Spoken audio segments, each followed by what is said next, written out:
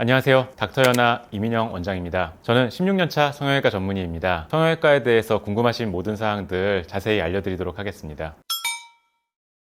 일반적으로 알고 계시다시피 하안검 수술은 나이가 조금 있으신 분들이 많이 한다라고 알고 계시죠. 눈 밑에 지방들이 불룩하게 나오는 현상들이 생기게 됩니다. 피부의 노화에 의해 가지고 생기게 되는 현상인데요. 이러한 부분들이 눈 아래쪽에 피부 자체가 늘어나는 것 플러스 눈 아래쪽에 안와 안에 들어있는 눈을 보호하기 위해서 안화 지방이라고 하는 것들이 가득 들어있게 되는데요. 그 안쪽에 있는 안화 지방들이 바깥으로 불룩 튀어나오지 않게 만들어주는 경막이라고 하는 막이 있어요. 경막 자체가 노화에 의해서 약해지면서 안에 있는 지방들이 바깥으로 밀려 나오는 현상, 이게 눈 밑에 불룩한 원인이 되는 거죠. 그래서 하안검 수술에서는 눈 밑에 불룩한 지방들을 해결해 주기 위해서 튀어나온 지방들 중에 불필요한 부분들은 일부 제거를 하게 됩니다. 그렇게 안쪽에서 밀려 나오는 힘들을 좀 줄여준 다음에 피부 자체 플러스 지방들이 튀어나오지 않게 하는 경막 자체를 안쪽으로 당겨서 고정하는 경막 강화라고 하는 방식을 통해서 안에 있는 지방들이 밖으로 더 많이 밀려 나오지 않도록 하는 수술입니다.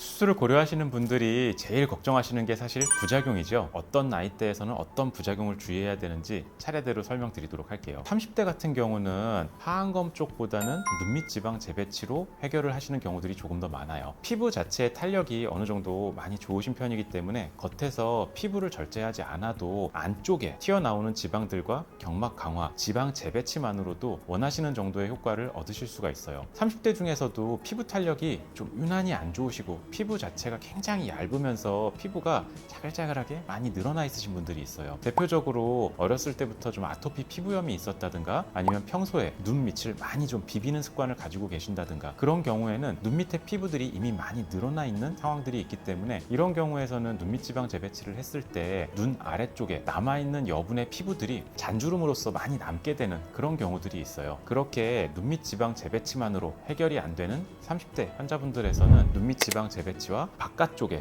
피부를 일부 절제하는 듀얼 하안검이라는 방법을 통해서 안쪽에서 메인 수술, 눈밑 지방 재배치를 진행을 해서 겉에 부분에 피부의 흉터를 최소화시키고요. 늘어나 있는 피부 조직만 일부 제거하는 식으로 수술을 진행하기도 합니다. 40대 환자에서 생길 수 있는 부작용들 중에는 40대가 눈밑 지방 재배치와 하안검의 경계선상에 있으신 분들이 많아요. 하안검을 하기에는 흉터가 좀 걱정이 되고 눈밑 지방 재배치를 하자니 수술 후에 남게 되는 잔주름들이 신경이 쓰이고 이 두 가지 때문에 어떤 수술 방식을 선택하는지에 따라 가지고 나올 수 있는 결과들이 굉장히 다르게 됩니다. 사실 수술하는 입장에서는 흉터 부분은 시간이 지나면서 많이 완화가 될 것이고 레이저 치료라든가 여러 가지를 통해서 흉터들을 많이 줄여드릴 수 있기 때문에 하안검 쪽 그리고 앞에서 설명드렸던 듀얼 하안검 눈밑 지방 재배치와 피부 절제의 장점을 같이 가져온 듀얼 하안검을 통해서 충분히 해결이 가능하다라고 설명을 드리기는 하지만 그래도 받아들이시는 환자분들 입장에서는 눈 밑에 흉터가 생긴다는 것 자체가 부담스러우실 수 있을 것 같아요. 그런 경우에 하안검 필요한데 환자분은 눈밑 지방 재배치를 원하시고 흉터는 절대 안 된다고 하시고 이런 경우에 수술 후의 결과면에서 제 스스로 조금 아쉬운 경우들이 있는 것 같습니다. 그래서 이렇게 40대 피부 탄력이 약간 저하된 경우에 눈밑 지방 재배치를 이용해서 수술을 하시게 되면 수술 후에도 관리를 굉장히 잘 해주셔야 해요. 눈 밑에 피부 탄력을 증진시키기 위해서 일반적인 레이저 같은 부분들 슈링크 레이저라든가 아니면은 토닝 레이저 그리고 프락셀 레이저 등도 좋고요. 그런 레이저 시술들을 통해 가지고 피부 탄력을 증진시켜주는 노력을 꾸준히 해주시는 게 좋습니다. 그 이외에도 주사 시술들, 아이리쥬란이라든가 물광주사라든가 눈 밑에 근육의 잔주름을 좀 줄여주기 위한 눈밑 스킨 보톡스 그런 부분들을 좀 꾸준히 관리를 해주시면은 그래도 나타나는 주름들이 더 심해지지는 않게 유지 관리하실 수 있을 것 같습니다. 그리고 50대로 넘어가면서부터는 수술 후에 나타날 수 있는 부작용들 제일 큰 게 역시나 안검 외반이죠. 눈꺼풀이 뒤집어진다라고 이해하시면 쉬우실 것 같아요. 이런 게 생기는 경우들은 우리가 눈 밑에 앞서 말씀드린 대로 눈 밑에 남아있는 잔주름들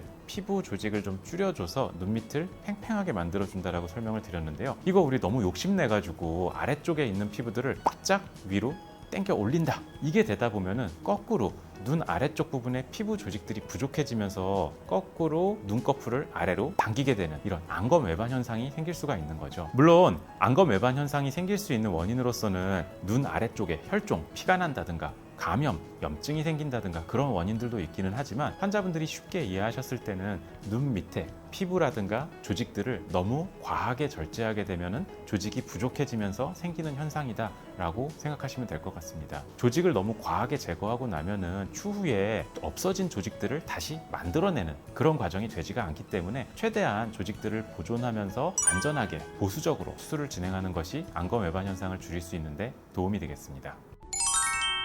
오늘 하안검 수술에 대해서 알아봤습니다. 하안검 수술 같은 경우는 수술의 시작은 눈 밑이 불룩해 보이는, 나이 들어 보이는 노화를 해결하기 위한 수술이지만 수술 후에 생길 수 있는 부작용들은 눈의 기능과 관계되는 악영향을 끼칠 수 있는 요소들이 있습니다. 그러다 보니 수술 자체를 통해서 젊어지는 모습, 효과에 대한 기대도 물론 중요하지만 그만큼 부작용이 적게 생길 수 있도록 부작용에 대해서 충분한 대비가 되어 있는지에 대한 이해가 더 중요하다고 볼 수 있겠습니다. 그러한 부분에 대해서도 충분히 대비가 되어 있는 성형외과 전문의를 찾으시는 것이 수술에 대해서 안전하게 진행할 수 있는 방법일 것 같습니다. 지금까지 닥터연아 이민영 원장이었습니다.